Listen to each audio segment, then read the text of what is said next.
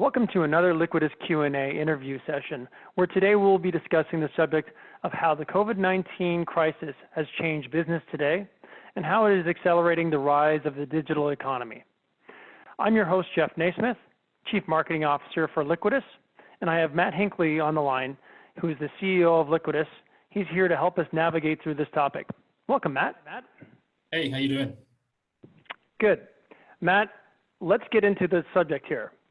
To get started, why don't we look at how COVID-19 has affected business at Liquidus, and what were the first steps that Liquidus implemented to prevent the spread? Yeah, sure. So, I suppose the operations of Liquidus, nothing's really changed. We're a distributed organization anyway. So we've got team members that work all over the world. We've got a majority of our development team works in Pakistan. So getting up early to speak to them in the mornings hasn't changed at all. And we simply said to our team, as soon as you're comfortable more working from home, please work from home. And, we trust our guys, they're going to get it done. So nothing really changed for us from that standpoint, but it did change in a couple of areas in ways that actually helped us. So one way is, we're building technology for distributed enterprise companies. So businesses of the future that work in a distributed manner, we're building the foundation of technology around these. So by everyone now working from home and understanding the importance of video communication and trust in a digital infrastructure, it allows us to build technology around an existing problem. We had this actually when we first tried to set up a company in the Bahamas. It took us 7 months to set this business up. And from all of the manual inefficiencies of setting up a business, we were able to actually build a fantastic business onboarding tool, which can now do it in 7 minutes. So it's really learning on-hand experience around your customer audience, which has helped us out as well. And I'd say the last point, it's really helped company culture.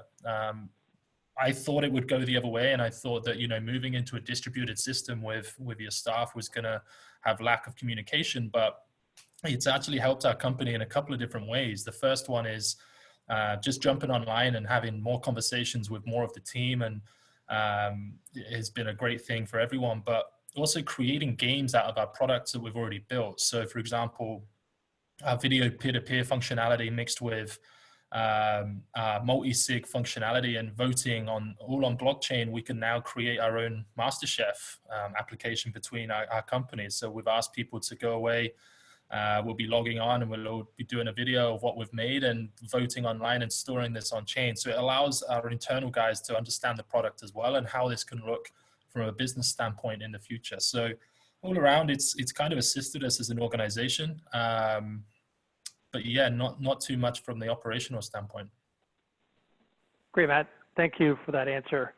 Part of the topic today is to talk about how COVID-19, the crisis, is going to also accelerate the digital economy. But the digital economy is a bit of a nebulous term. Let's try and maybe define that a little bit further, at least in your viewpoint of what the digital economy is and how is it being accelerated with the COVID-19 crisis. Sure. So, really holistically, a digital economy is the mixture of public and private services collaborating with a digital infrastructure. The one that's probably most known out there today and only digital economy really out there to date is Estonia. A few years ago, the private and public services and banks all came together to basically say, let's build something called the X Road and share our data. And all public services are 99% online, and anything from paying parking tickets to setting up companies is a very fast and effective system now. And I think they save on average around 900 years per year in working time just by having a digital infrastructure. So for me, that's a digital economy because everything stems down to a national digital identity and pushing products and services through to that digital identity to improve the lives of the citizens. The other thing as well, so Estonia was the first out there, but we're starting to see this all around the world. We're seeing central banks, 80% of central banks are, looking into digital currencies. I'd say half of that are looking at national identity solutions. But most importantly, China's come out in the last couple of days talking about the blockchain platform that they're stating is called the Internet of Blockchains, is coming out next week. Now, this is an infrastructure which is made up of, I think, over 300 separate blockchains, from hybrids to permissionless blockchains infrastructures to allow businesses to onboard in a very fast, effective, and cheap manner. And we're starting to see a lot more countries putting together strategies like this. I think the really interesting thing around digital economies is, what is a digital economy in the sense of what's the most valuable asset within a digital economy? To me, a digital economy is just the small transition period between a currency economy and a data economy. In 5-10 years time, when you look back at what's the most valuable asset within your economy, it's going to be data, not currency. Excellent. Now, you touched upon a very interesting subject. You talked about digital identity being kind of the first thing that people and countries and governments should be looking at. Let's put this in the lens of COVID-19, the crisis right now, and some of the apps that are being built out there. If you want to maybe look at South Korea or China, they're doing a lot of monitoring of their people on this, and it's actually had really good results. But when you look at it in the grand scheme of things, what maybe makes you a little bit nervous about those approaches? The thing that makes me most nervous is the data.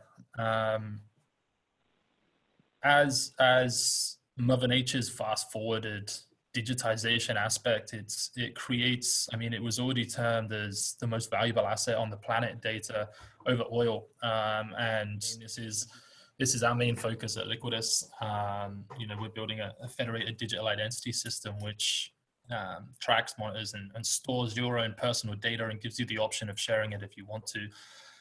The question really comes down to, who's monitoring this data and who's building the system, who's building the technology behind the scenes. But devil's advocate to all of that and devil's advocate to all of the privacy is actually really educational too, because this happens on a daily basis with tech platforms now, with Facebook, with Google. They strip your data, and it's no different from governments having your data to these guys having your data. So it's really opening the eyes of and allowing, every single civilian to look at what governments are doing around the world with data to cast their opinion on whether they think it's correct or incorrect. And then we can apply that back into the technology industry too. But the only real thing that solves this issue from technology companies or governments is a blockchain-based digital identity solution. So Matt, moving into our final question there is that, it seems that with the COVID-19 crisis that many digital initiatives for companies are being pulled forward or fast-tracked by companies, governments, and countries. What are the opportunities or trends you're seeing in the post-COVID-19 world? Yeah, I think there's many opportunities here, and I mean, we had a discussion earlier about how this really looks like 1994 before the internet really came about. If you look at when the internet came out and beforehand, it was multiple intranet systems that would kind of work by themselves, and then all of a sudden the internet came out. I think that's what we're about to see here too. Right now we have a handful of successful blockchain platforms out there, and I'd say under 2025 that have actually got transactions rolling through them right now and can offer support at an enterprise level, but no real blockchain solutions which are agnostic to identities or businesses or assets coming into them that can work globally at a mass scale. And I think that's what we'll start to see soon. With that comes infrastructure in itself. I mean, even looking from an enterprise standpoint for a digital business, the ability to pick a country anywhere they want to set up around the world and have the ability to set up a business, integrate with law firms, accountancy firms, and get bank accounts in less than 10 minutes, no matter what country they are in the world, once there's a full system in place. The ability to move assets between, across border and between individuals, or that's kind of what you see from a digital enterprise standpoint. But I think some of the biggest opportunities we're going to see is into the day-to-day businesses. I mean, take a great British pub as an example. I mean, right now with Corona in effect, if there was a full digital ecosystem in play, and liquidity was opened up around the likes of tokenization as an example, that pub could work with its local community to get some donations to create non-fungible tokens around 50 pints in the future. The pub could, put out new debt products against future revenue models if the local community know how popular that pub could be.